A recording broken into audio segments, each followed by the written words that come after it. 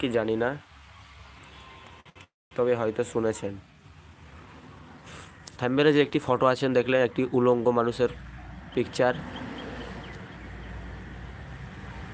যে পিকচারটা হতে পারে এই লাইফটা আমার ব্যান্ড করে দেওয়া হবে, হতে পারে এই লাইফটা ব্যান্ড হয়ে যেতে পারে আমার,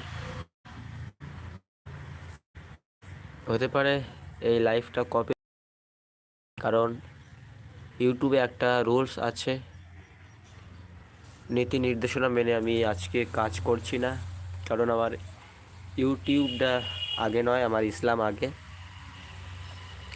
হতে পারে এই লাইভে যত আমি ইনকাম করব সেটা পেন্ডিংয়ে পড়ে যেতে পারে। হতে পারে এই লাইফটাই আমার ফাও করা হচ্ছে, কিন্তু আমি ইসলামের স্বার্থে করছি। হতে পারে এই লাইফ থেকে কোনো টাকা পরিমাণ আমি নিতে পারবো না, কারণ